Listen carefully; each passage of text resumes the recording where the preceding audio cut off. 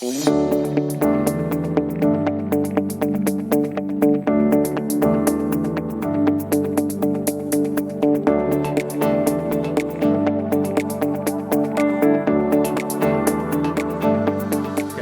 11:01, so let's get started. So we are here today to talk about implementing small modular reactors on a data center campus.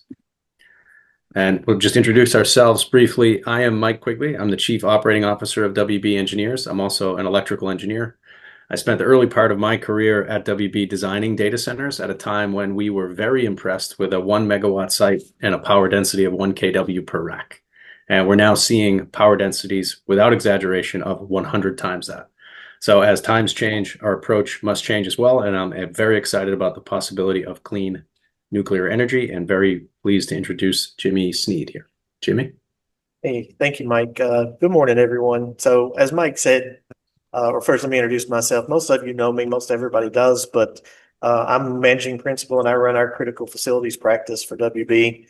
I've been with WB for the past 16 years, and I've been in the mission critical environment or I hate when I say this anymore, but 30 plus years. It's hard to believe it's been that long, but it's been a very interesting journey. And like Mike said, going from when we thought 500 kW was a big data center to now 500 megawatts is not out of the question. And in fact, even larger than that. So it's been a great ride, and I look forward to where we're going. And it's a great time to be an engineer. So it's been awesome. Cool. Just for everyone's awareness, this presentation will be recorded and will be shared with you next week sometime. We did receive some questions during the registration process that we will address during the presentation, and you're also welcome to use the chat and Q&A to submit questions along the way, and I'll chime in and we'll pose those questions to Jimmy. And then at the very end of the presentation, you'll have an opportunity to unmute yourself and ask a question live if you'd like. So some of the key topics today will be the integration of SMRs for power and the energy cost and environmental benefits of SMRs. And this presentation comes at a time when nuclear is in the news and has growing support. So you may have heard that earlier this week, Meta signed a 20-year agreement with Constellation. Beginning in June 2027, Meta will buy roughly 1.1 gigawatts of energy from Constellation's Clinton Clean Energy Center in Illinois, which is the entire output from that site's one nuclear reactor. That agreement also expands the plant's capacity by 30 megawatts. That deal comes 9 months after Microsoft also signed a 20-year agreement with Constellation Energy to restart 3 Mile Island. Late last year, Google pledged to fund development of 3 nuclear sites using SMRs, and Amazon invested $500 million to develop SMRs and bought a data center campus powered by a nuclear plant.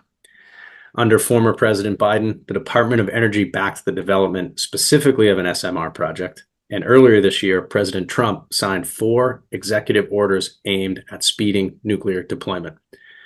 We got a question in registration whether this is a pipe dream.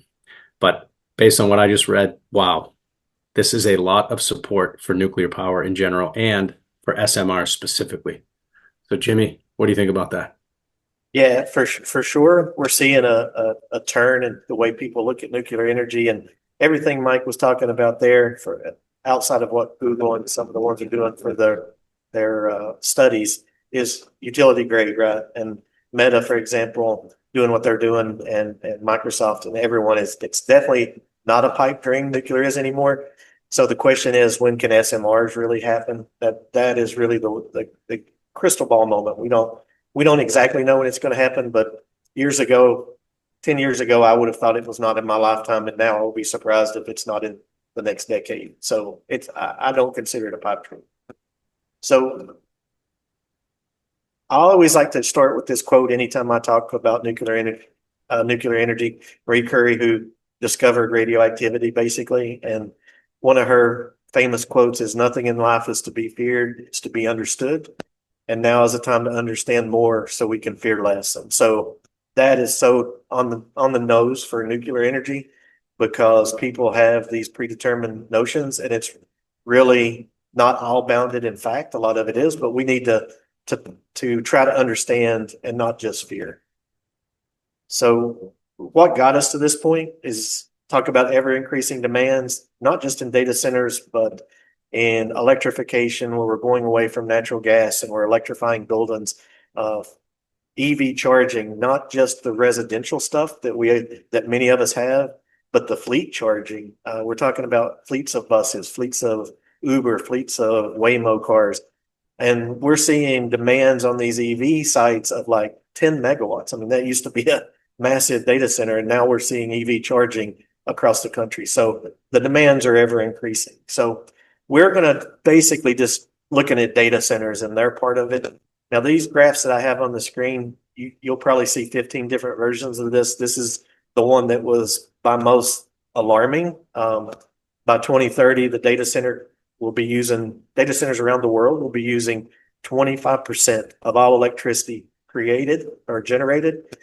And you'll see this variations. At the lowest one I've really seen is 10, 12%. So anyway it is, if it's 10%, 12%, 25, that's a huge number. And by 2030. And so on the right, we always like to show this little graph too of data centers around the world already use more power than 5 countries. And they're right behind the UK, which is a very developed country and very energized country. So as you can see, it's a big number. And Jimmy, just to put that in perspective, right? Data centers will consume up to 25% of electricity produced in 2030. And right now, what's that number? It's closer Right to now, it's like 3 or 4%. So a huge increase from it's a huge today we're increase. using a lot of power. Yeah. It's certainly that's what we're all seeing. Oh, sorry. Hold on. Screen gave me some troubles. Okay, Chant, what are the challenges of meeting these now ever increasing power demands? Obviously, we all know about grid capacity constraints. We have a lot of a lot of production in this country, but getting it to where it needs to be is a problem. And then when we want to build either a new plant or we want to build new transmission lines, it's a very lengthy permitting process. Obviously, we can't build coal-fired plants anymore. We could still build natural gas and such, but it's still a very long process. And then on top of that, everybody's trying to understand how we can transition from fossil fuels to more renewable fuels, and that adds to the complexity of the problem. And we all know what happened in 2020 with COVID when we suddenly had this huge global supply chain delays. While that's not as bad as it was in 2020, it still hasn't recovered, and especially on when we're talking about large electrical distribution equipment, transformers, generators, turbines, to anything like that, the lead times are still so far beyond what we were seeing before COVID. I mean, 2-3 years to get some of this stuff. So obviously, if you're building a data center, it's usually fast to market, who gets there first. So we can't have these long delays for equipment. So how do we solve that? Regulatory pressures to when you're putting building new power or building new distribution, you've got to get through all the regulatory hoops and hurdles. So that's also, there's a lot of pressure there. Where do we locate this stuff? You can't just put a power plant anywhere. It needs to be thought about. It needs to be in a location that's easily serviceable, that then you can get distribution out of it. You don't want to put it somewhere where you can build the the production and you can't get it out. That's kind of where we are today. We got to really think about that. The cost volatility. We all know about copper and how expensive it has been over the years, but now we're seeing this cost volatility in a lot of different things.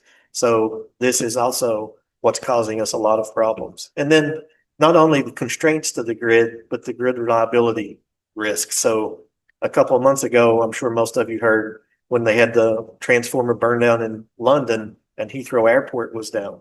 I mean, think about data centers that are millions of dollars a minute. You can't just drop them. So how do we keep our grids reliable? And not just for the data centers. The data centers are going to tax the grids along with some of this other stuff. So how do we keep the grid stable for everyone, for hospitals? Obviously, think about that. If we lose a hospital, that kind of thing is something we all have to think about. Yeah, Jimmy, I just wanted to point out that all these challenges exist for just about every building as we push towards electrification of most of our buildings. It's just so much more amplified for data centers because of the power density.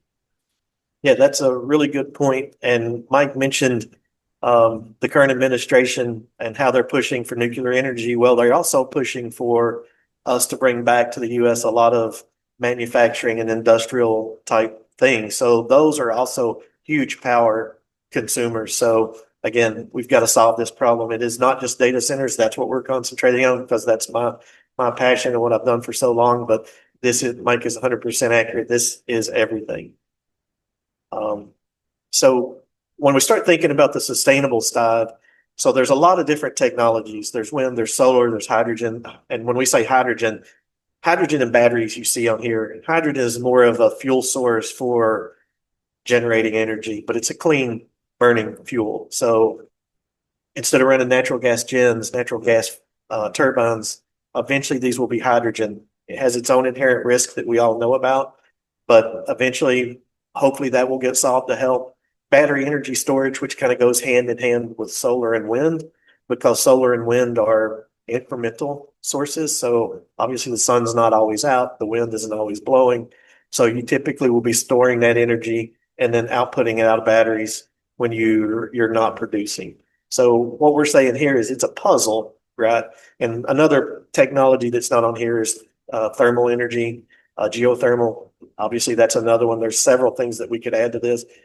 But really what we're saying is not any one piece can solve this problem by itself. Now, in the years past, up until today, we've really have put a lot of effort into solar and wind and hydro, and nuclear's kind of been on the back burner. So now we're starting to see it emerge as things are changing. So it's pretty exciting to be a part of the nuclear. So once you determine how you want these pieces to go together, if I'm going to use some wind, I'm going to use solar, and I want to use nuclear, then it really there's the next puzzle, which is a much more complex puzzle, I think, which is then you've got to start blending your offsite versus your onsite, right? Because you're probably not going to do it all 100% onsite. There may be cases where you do, but you're also going to be connected to offsite sustainable sources. And then just like I was saying about the batteries, you got to think about storage. You're probably going to have some sort of BESS system to store on your site to ride you through certain events, or, to help with, instead of starting generators, can we ride through with batteries? And then smart grids, how is AI going to impact the optimization of this? This is, as you can see, is very complex. Humans will inevitably, we can do this, but I think to make things smoother, AI is going to play a big role in this, about how we get things to talk to each other and to respond in a timely manner and to do the right thing. And then location, where we're going to build either a plant or we're going to build an on-site generation, and how that we're going to offset our carbon and renewables. And real quick, when Mike was talking about the Meta 20-year agreement, if you read that, they say in there they're not going to use that energy. It is just to give into the grid. So basically they're using it as an offset. They'll take care of what they can on site. They're helping offset energy in another spot. So they're doing their part. Hey, Jimmy, related to location strategy, we did get a question during registration. What are the architectural implications of SMRs? Yeah, I think our architectural partners and our civil partners are crucial in these kind of studies, because you're not only, the architects are great master planners, and so these sites, again, we're going to have another master plan to think about, right? Like, so you're planning a site for multiple data center buildings or multiple data center people in one area, and we're going to put a nuclear reactor in the middle of that. How do we understand, the access to that has to happen, and how to secure it? I think architects are going to be crucial on that. That's what they're good at. How to build things that can sustain or create really secure locations. So our architectural partners are just as important as us on this, I think, going forward. It's a lot for all of us. That's a good question, though. So just to wrap that part about sustainability up, again, it's an all-in approach, right? We have to be able to take anything and piece it together and solve this very complex issue that we're dealing with. So one thing I didn't touch on early in this when Mike was introducing us is how we got started on this particular topic. Is our number one mission critical client that we work with, which is Savvy Data Centers, is doing a study about how to do things on their campus. So we asked to be involved in that, to help write a case study. And that's kind of what kicked this whole thing off. So we're still in the middle of that, but we wanted to share, here are some of the things we've looked at. Here are some of the things that we see as challenges, and then of course, anything that's also an opportunity. So when we start evaluating this, what are the things we looked at? We looked at the different technologies, solars, gas, obviously. And like I said, it's a puzzle. What's the reliability? What's the redundancy and maintenance that's required on any of these technologies we're thinking about? What are the carbon emissions? Obviously, for nuclear, it's nothing. For solar, it's pretty much nothing. What's the water usage? That's a big thing we're concerned about now. We're talking about power, but hand in hand with that is water use and how to reduce that. So we try to find technologies that are going to reduce that water usage. And then ability to grow with a campus demand. If we're building a campus, anybody that's involved with data center design, we understand we build in modules, right? We don't just build 300 megawatts necessarily day one. We build it in 25, 30 megawatts at a time, or even smaller frames. So how do we make sure that any on-site generation we do is also scalable? Regulatory compliance, it's very complex. So you need to understand that. You need to investigate the stuff wherever the site is that we're looking at. What are the complexities for that particular location? The community, this is a big one. Like there's certain areas, if you told me we were going to look at Nevada, I would tell you forget it, right? Nevada's like 100% never going to happen. There's certain areas of the country that based on their experience with nuclear in the past, and it's just, it's a non-starter. So, but then there's other areas. I'm in Texas. Texas is very open to it. I think we're going to see more and more communities open to that. Economic factors. What's it cost you on a CapEx up front? How much is it going to cost to operate this? What's your return on investment? And are there any incentives for doing any of this? Typically, there are incentives. A lot of these we're starting to see go away, but I think we'll see some of this come back for people that want to implement nuclear. I think the government will push that at some point. And then physical and cyber threats. How do we secure not just our data center, but now we're talking about a nuclear reactor, which is, everybody hears that. Oh my God, how are we going to secure that? I don't want to be responsible for that. And then timeline to deployment. Again, data centers are all about hitting the ground running and being ready and beating your competitors to market. So how do we do all of this at the same time?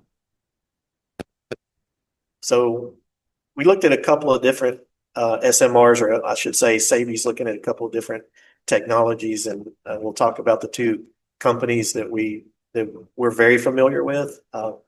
Number one is Last Energy. Last Energy builds a 20 megawatt module that you can build and grow. So if you've got a 20 megawatt load day one or under, you would put in a 20 megawatt module and a second one as a redundant module, and then you would add 20 megawatts as you need it.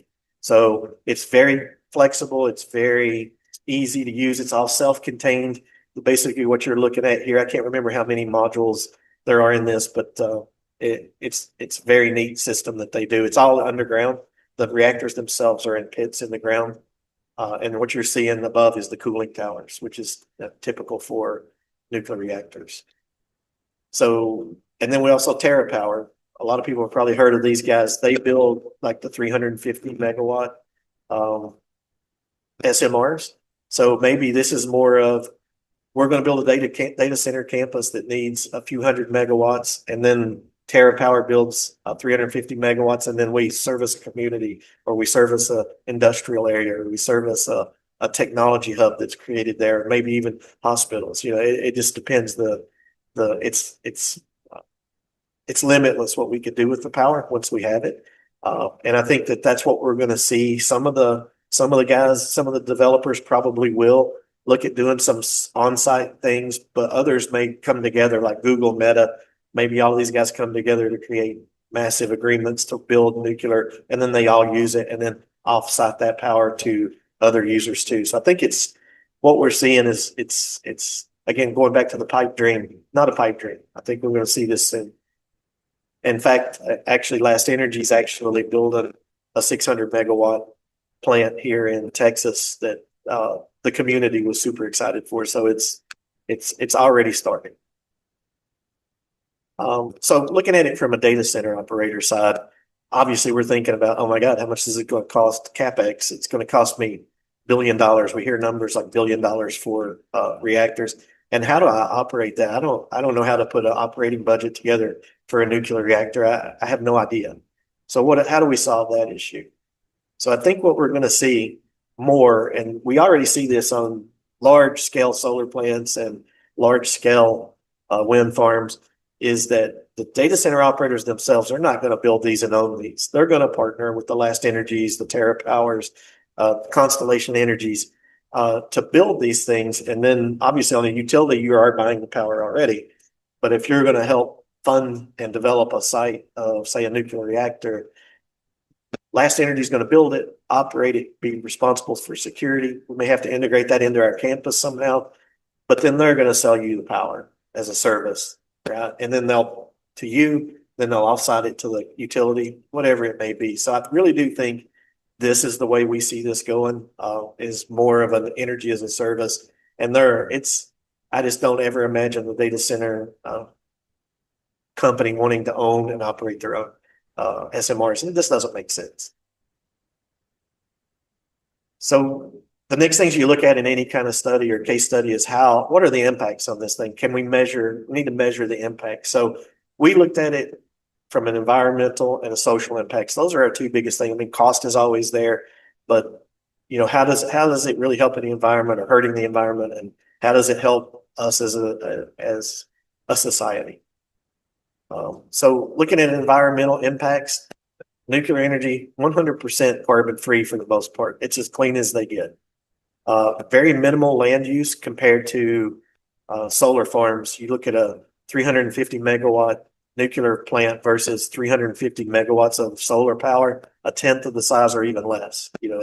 It's thousands of acres to do the other. It's a few acres to do the nuclear plant. So again, that's huge in the fact that nobody wants to use up this land. And the big eyesores that I personally think these large solar plants are, and the wind, it really does. Nobody wants those either. But we're going to need them. People are going to have to suck it up. And the same I feel here, we're going to suck it up for the reactors because we're going to need them. They're stable on the water use. And then the potentially load smoothing with green energy as part of this is a great thing. The challenges, nuclear waste generation. This is one of the top things I hear is what are we going to do with the waste? So we have to think about that. The Last Energy, for example, is a self-contained unit. When it's time to defuel, they don't defuel. They come and take the whole module and replace it. And then they take it somewhere to deal with the nuclear waste, but that's their plan. But when we're investigating this, we want to see that, right? We want to see what their plan is. We don't want to be out there backing somebody and then we don't know what they're doing with their waste. So if you're looking at this, it's very important that we do a deep dive on whoever we're suggesting or whoever we're going to work with, because it's an environment is important and it's something we all think about. Thermal pollution off of these, they do create a lot of heat. So I think there's opportunities there.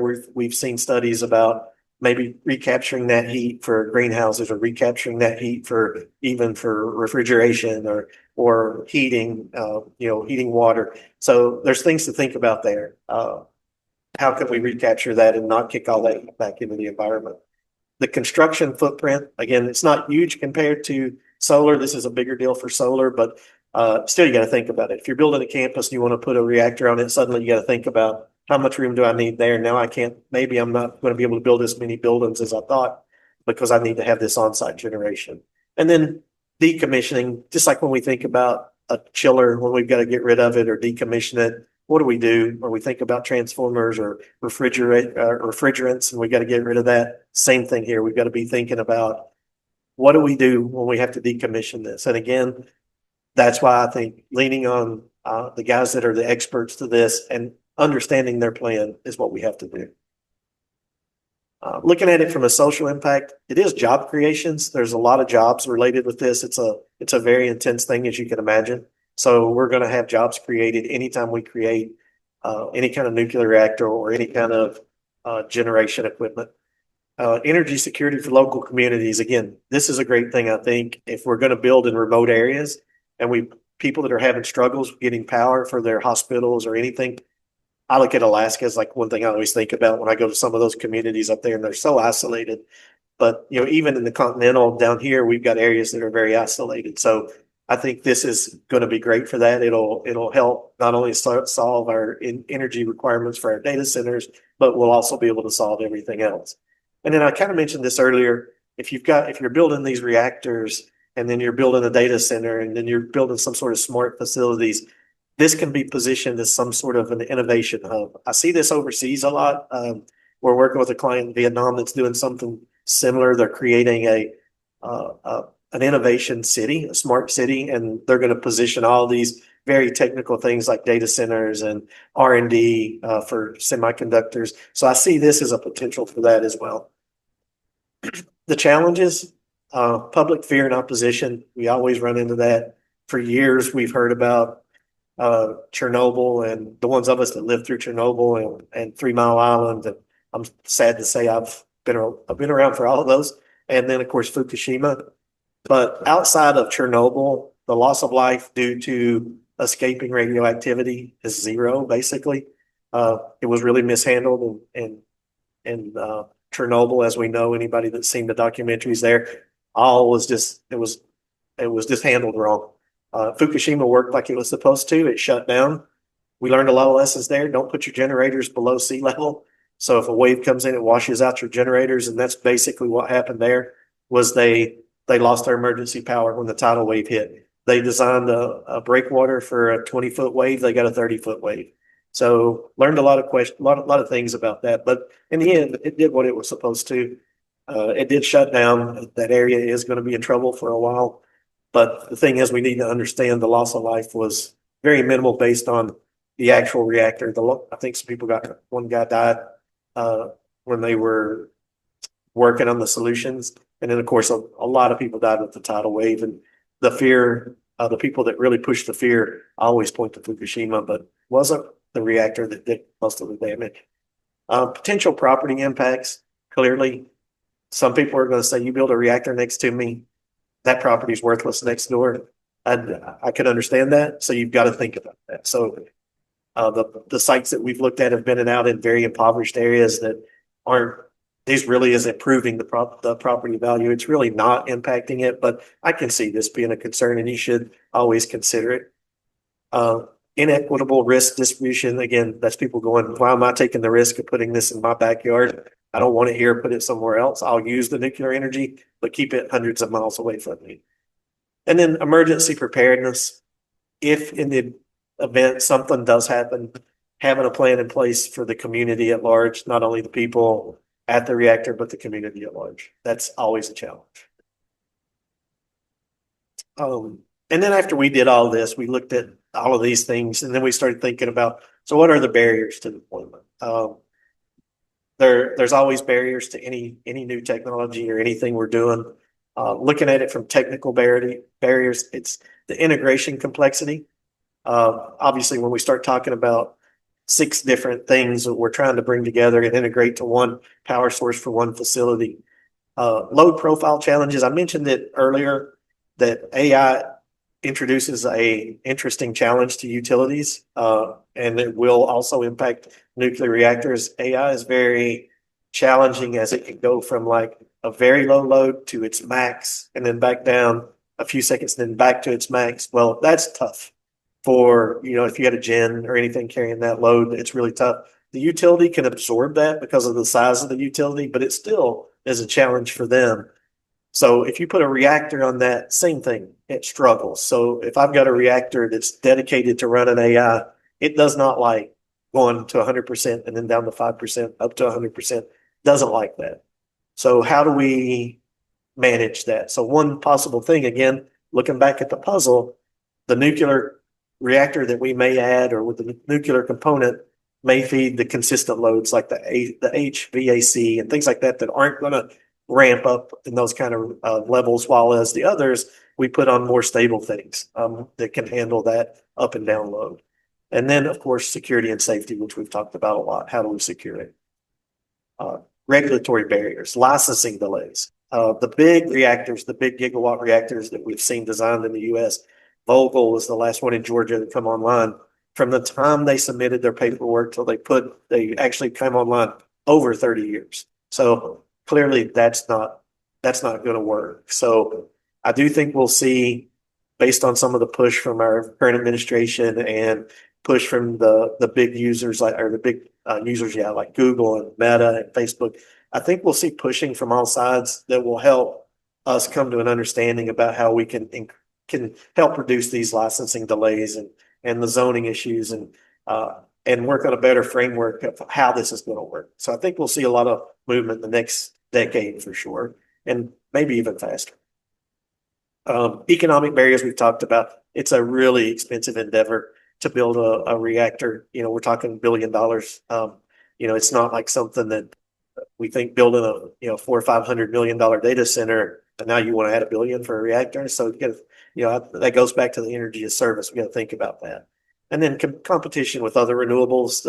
There's still a lot of thought that nuclear is still not the answer, that we can solve it with everything else. I tend to disagree. Again, there's no one right answer. Social barriers, we kind of talked about. The public perception, the lack of public understanding is big, because I still don't think, when I look back at people in my generation and before, we were taught to fear nuclear because of the Cold War and all that. First of all, reactors aren't bombs, completely two different things. It's like looking at a actual bomb versus like a match. Now they're two different things. It is something that we have to understand and secure, but I think we need to educate people. And there's a very good documentary. I think it's on Prime, if I'm not mistaken. It's called Nuclear Now, and it's by Oliver Stone. Anybody, if you ever get a chance, you should watch that. And the younger generation, the Gen Zs and younger, actually they're proponents of this, which is kind of surprising. They kind of understand where we're headed, and there's a very great analogy in there that you're on a train track and on a bridge, and this train's coming at you, which is 2030, and we need to get before we're going to run into irreversible damage to our planet. And you've got three choices. You can either jump, you can try to beat it back off, or you can just stay there and get ran over. If we do nothing, we stay there and get ran over. If you run back, we'll slow your death down, but it's eventually going to catch you and run over you. Or we take the plunge and we do all the stuff that we need to, which is we build these reactors, we do everything we can, or else we can't stop this damage before it happens.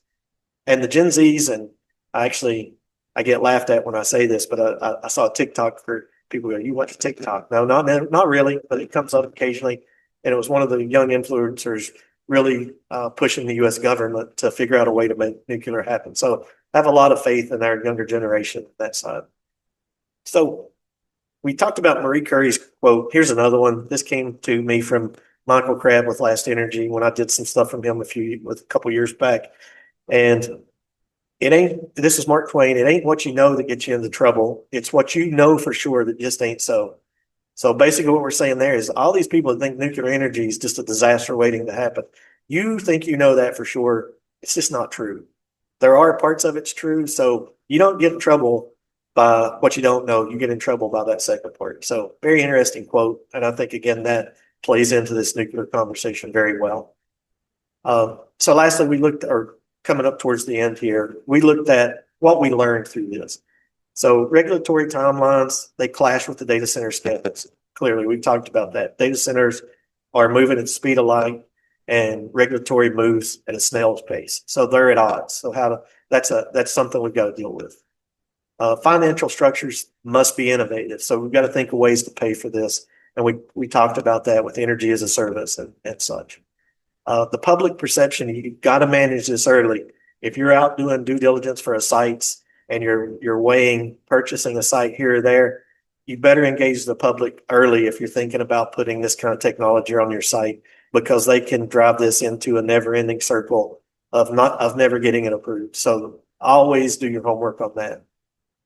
The backup and redundancy you still need. So we're not talking about building just the reactor and leaning on that. We're talking about maybe we're building a reactor if it's an on-site generation, but we're still getting utility as a backup, or we're still getting natural gas fuel cells or natural gas turbines as a backup. So you got to think about it. It's a very holistic approach.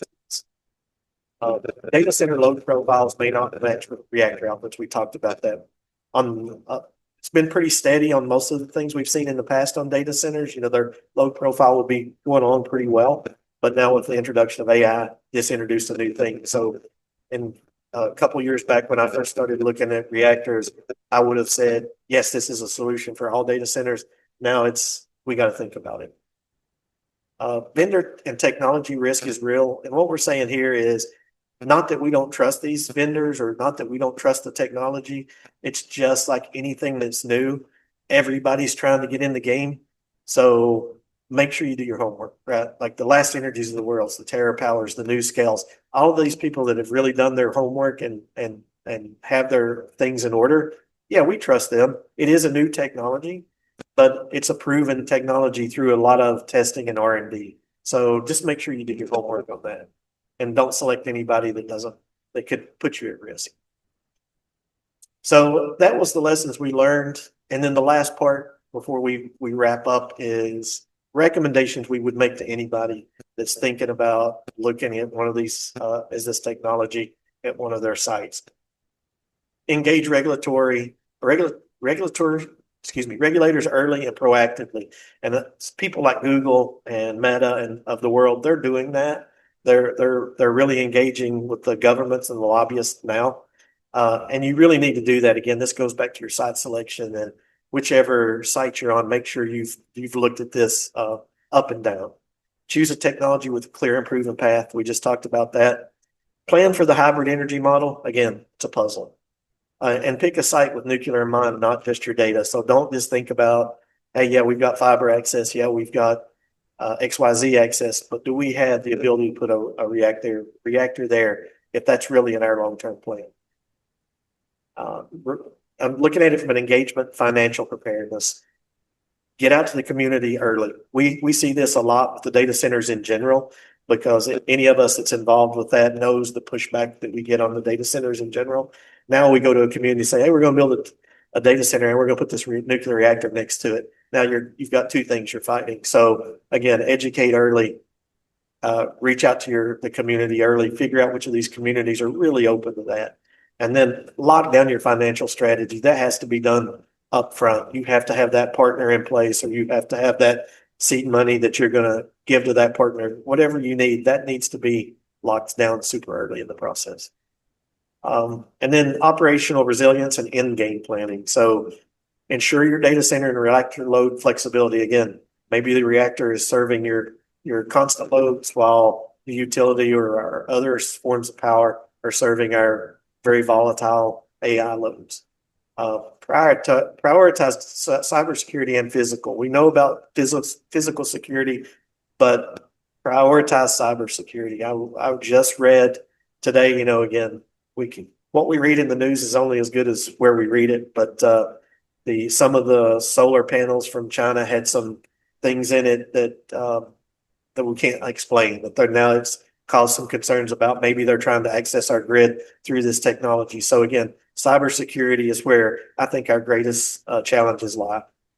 And then creating a decommissioning plan and what you're going to do at the end of the life of that reactor. Super, super important. And with that, Mike, that's kind of, we're at the end.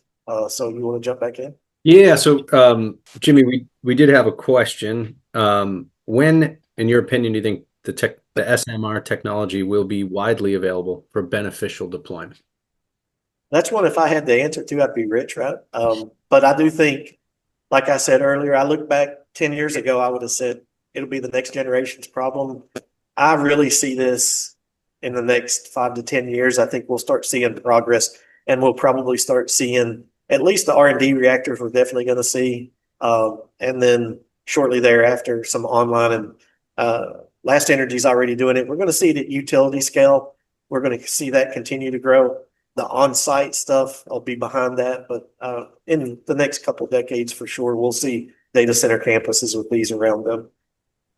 The utility scale first, then some R&D type SMRs, then wide adoption. That's the way I see it. Again, if I had a crystal ball, but I don't. Yeah, that's great. I think if you have a question and you want to come off mute and ask, we'll give you a moment here. Hey guys, it's Lucas. Hey, Lucas. Hey Jimmy, great presentation. Last DCD I went to, there were a couple of companies that were looking into deploying SMRs, but these were in like the smaller range, 1 to 5 megawatts, and I guess some of them, the structure was you bore a hole in the ground up to a kilometer deep, and it's like a tube that you put in. Do you think these have any real future in the data center business, or is it just the big ones that make sense that you build a big plant and then you maybe sell some power to the public and use it as an investment as well? Yeah, so that sounds like the Oklos of the world, right? Oklo and some of the others Yeah. that are building the small ones. Yeah, I do think they've got a place. I do think we'll see those eventually too. Those are more driven towards, at least today, they're more driven towards like communities.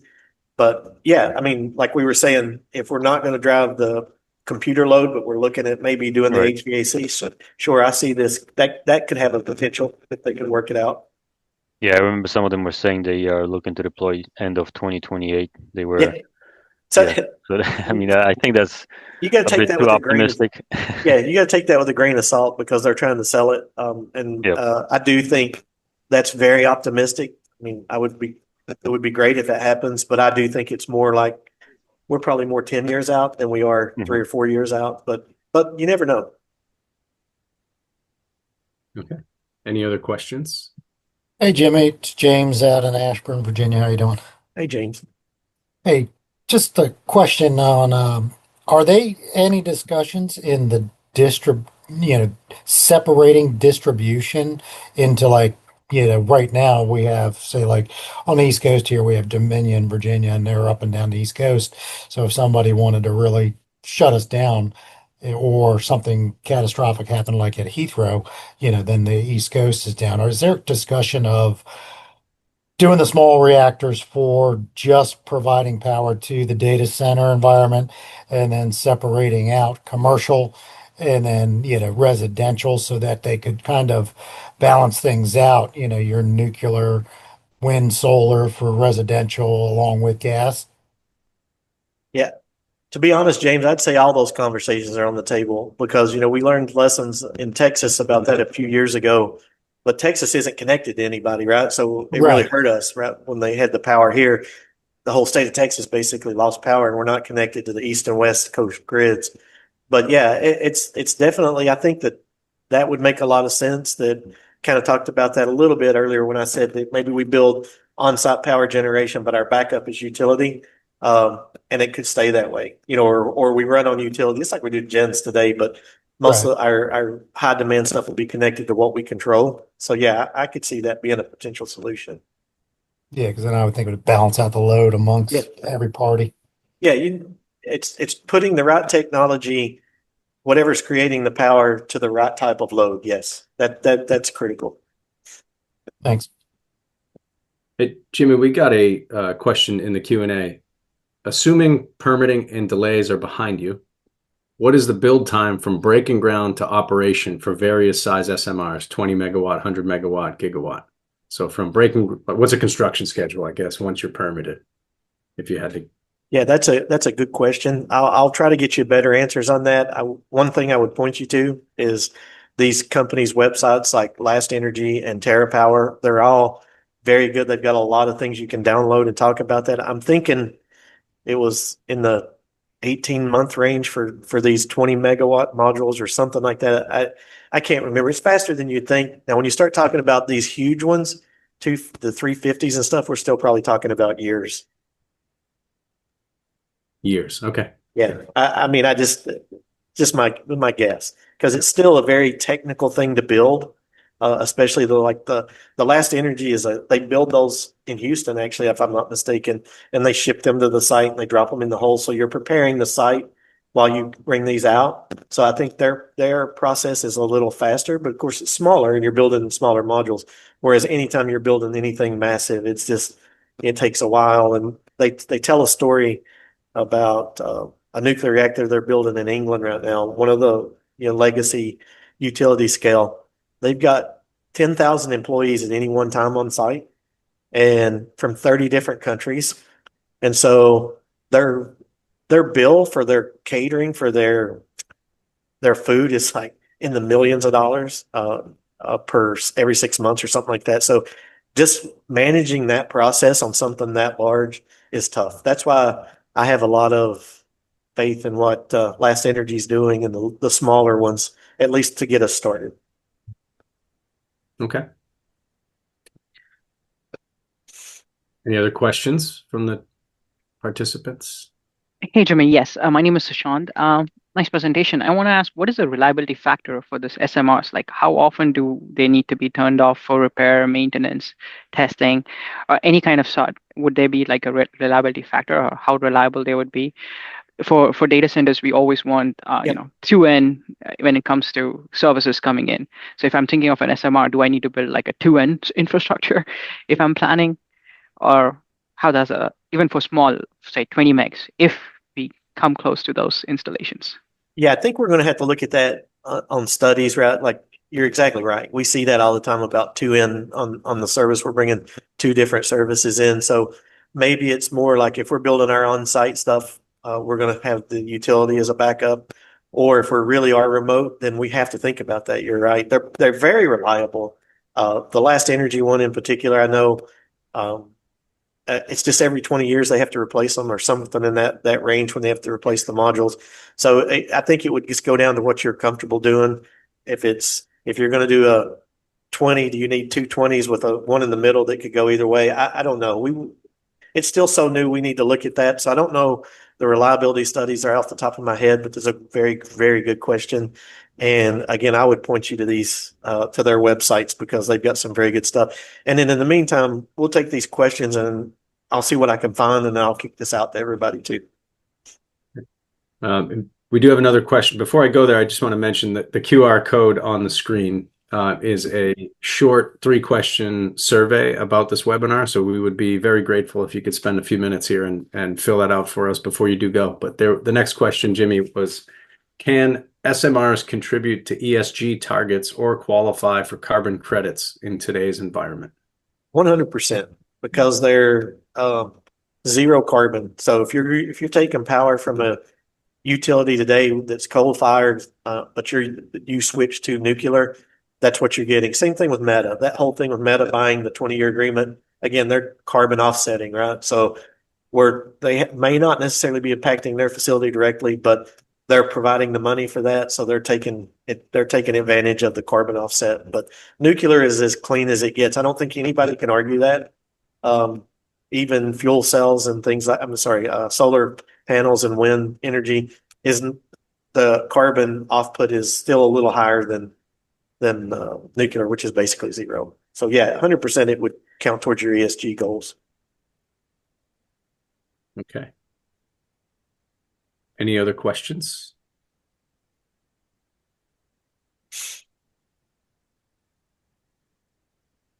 Okay. Well, I think that'll do it. Thank you all for joining us. Our contact info is there on the screen. Again, the QR code for a brief survey. We would be grateful for that feedback, and we thank you for joining us. We will be sending out a recording of this webinar to all of the attendees. Thanks, everybody. Thank you, everybody.